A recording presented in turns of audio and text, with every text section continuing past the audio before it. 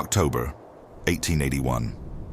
The sun has not yet broken the horizon, and the Sonoran Desert already exhales a cutting cold. You walk through the streets of Tombstone, Arizona, and you realize this city should not exist. Not here, not in this valley surrounded by dry hills, where water is rarer than gold and the summer heat kills men in hours. But Tombstone exists, and it pulses. 3 years before, there were only rocks and snakes. Now 15,000 souls are crammed between saloons, brothels, mining offices, luxury hotels, and adobe houses that crumble at the first strong wind. Silver did this. Silver brought engineers from Boston, professional gamblers from San Francisco, prostitutes from Missouri, gunfighters from Texas, Irish miners, Chinese men who washed clothes in wooden tanks, Mexicans who led mules, widows who sold pies for copper coins.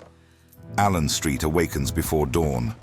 The first sounds are horse hooves, the creaking of saloon doors that never truly close, the clinking of empty bottles being collected.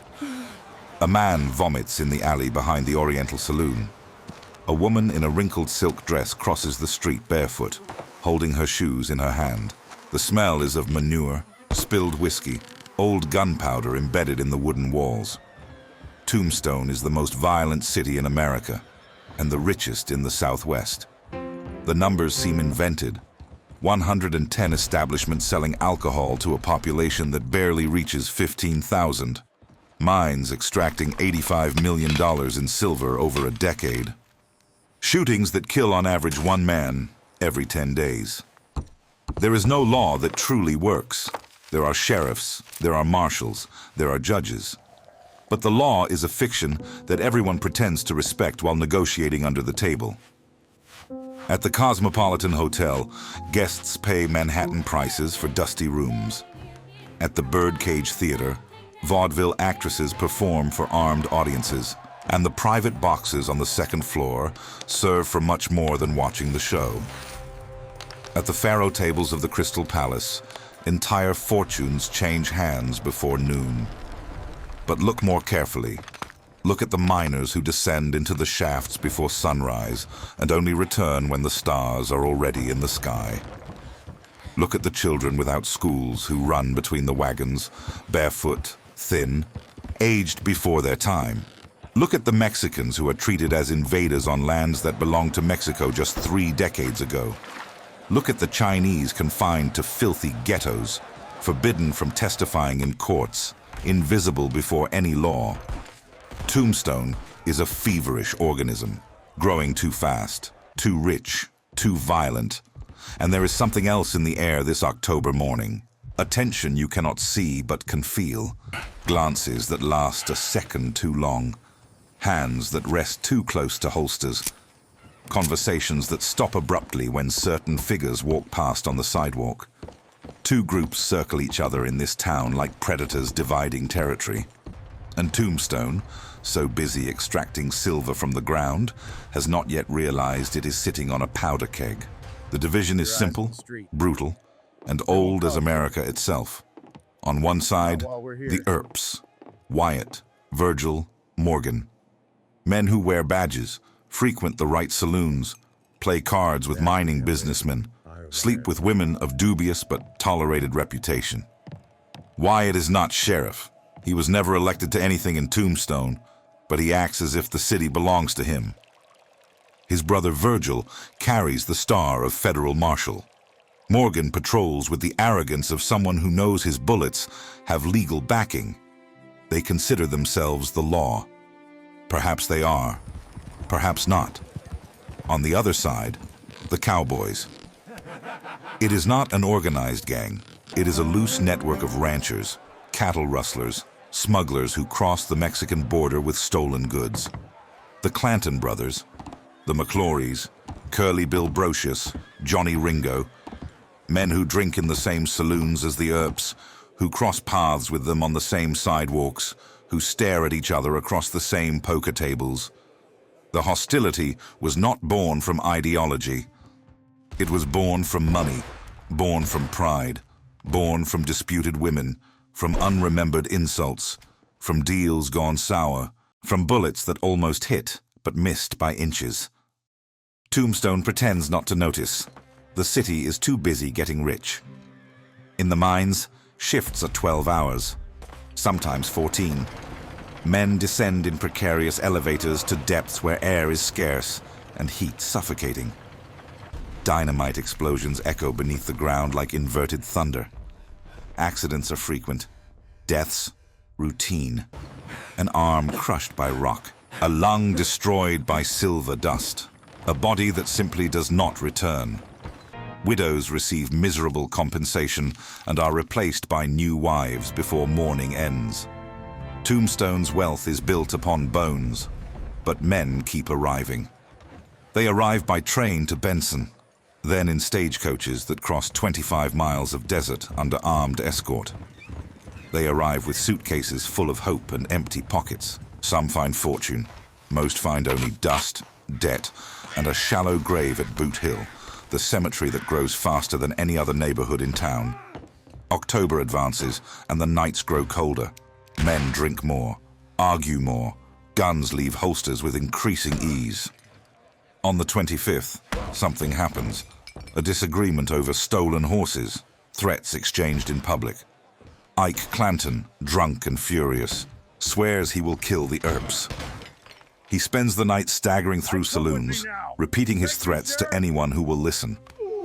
By morning, Virgil Earp finds him armed and knocks him down with a pistol whip.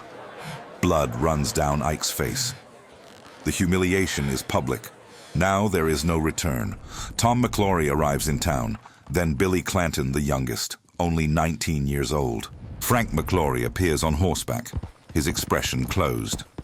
They gather in a vacant lot near the OK Corral, an ordinary stable that would never imagine lending its name to history. It is nearly 3 in the afternoon on October 26th. The air is dry. The wind raises fine dust that blinds and scratches. Shadows begin to lengthen, and 6 men walk toward the same point. The vacant lot measures only 6 meters wide. Wyatt Earp walks in front. Behind him, Virgil and Morgan. And alongside them, a figure who wears no badge but carries 2 pistols and a reputation that crosses territories. John Henry Holliday. Doc Holliday. Tubercular dentist, professional gambler, killer as needed.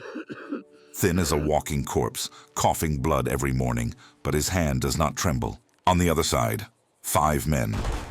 Ike Clanton unarmed, still bleeding from the morning's pistol whip.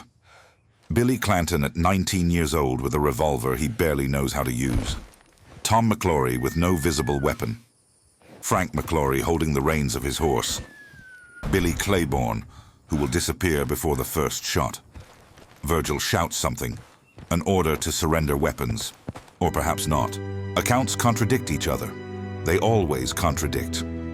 What happens next lasts approximately 30 seconds. 30 seconds that will echo for centuries. The first shot. No one knows who fired. Versions multiply like flies on a corpse. The Earps will say the Cowboys shot first.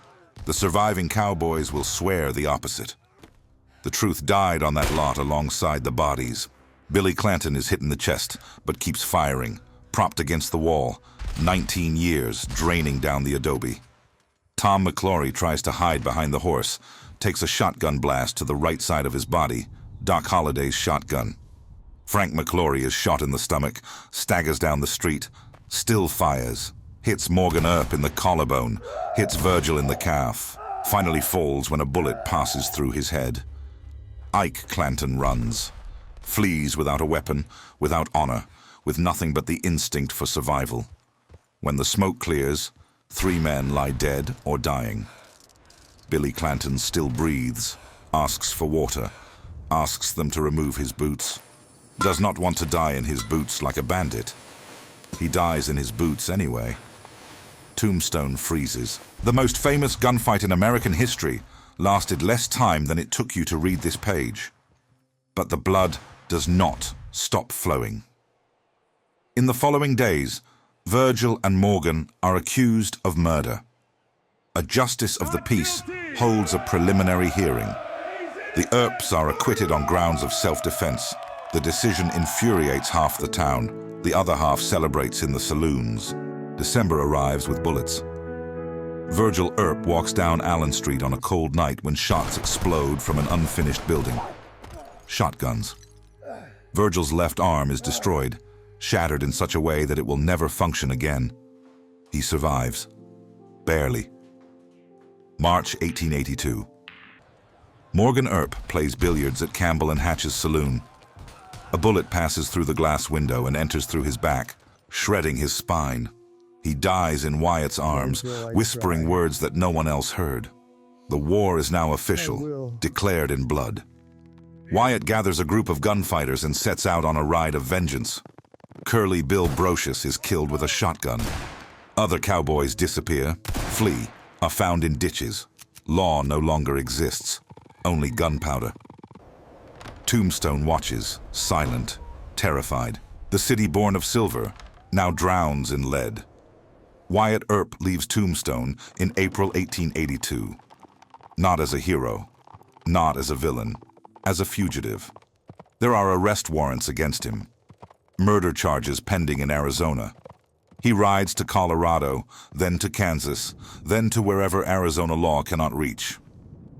He carries with him the shotgun that killed Curly Bill, the memories of Morgan bleeding in his arms, and a reputation he does not yet know will be his salvation or his curse. Tombstone does not die immediately. Cities like this do not die. They wither. Silver continues to come out of the mines for a few more years. But in 1881, the same year as the gunfight, miners hit the water table. Water begins to flood the tunnels. Pumps are installed, work for a while, then fail. Extraction costs soar. Investors from San Francisco and New York collect their money and leave for more promising territories. In 1886, a fire devastates the commercial center. The Grand Hotel turns to ashes. The Birdcage Theater closes its doors. Saloons empty one by one. Where there were 15,000 people, 1,500 remain. Then 600. Buildings rot. Mines flood. Boot Hill Cemetery stops receiving new residents because there is no longer anyone living in town to die in it. Tombstone becomes exactly what its name always promised: a gravestone in the desert. But something strange happens in the following decades. History does not forget Tombstone. On the contrary, it transforms it. Wyatt Earp lives until 1929. He dies at 80 years old in Los Angeles, poor, forgotten, trying to sell his autobiography to Hollywood. No one buys. But after his death, writers and filmmakers discover those 30 seconds of October 1881 and realize that there is something greater than a gunfight there. There is a founding myth. The Old West needed a narrative. It needed heroes and villains, smoking guns and rough justice. Men who settled disputes with lead because courts were too slow or too corrupt. The OK Corral provided that narrative ready-made, packaged, perfect for consumption. It does not matter that the truth is murky. It does not matter that the Earps were as violent as the Cowboys, that Doc Holliday was a killer with a dentistry degree, that Ike Clanton died like a coward years later, shot while rustling cattle. Myth does not need truth. It needs form. Today, Tombstone survives as a museum of itself. Tourists walk down Allen Street, now paved, and watch reenactments of the gunfight performed by actors with fake mustaches. The Birdcage Theater charges admission to show bullet holes in the walls, some genuine, others conveniently invented. Boot Hill sells souvenirs. The town that nearly disappeared found its reason to exist, selling nostalgia for a violence that was never romantic. But walk to the vacant lot. Stand in silence. Feel the dry wind that still carries dust from the hills. There, 140 years ago, men killed and died for pride, money, and nothing worth a single life. And the echo of those 30 seconds has not yet finished reverberating.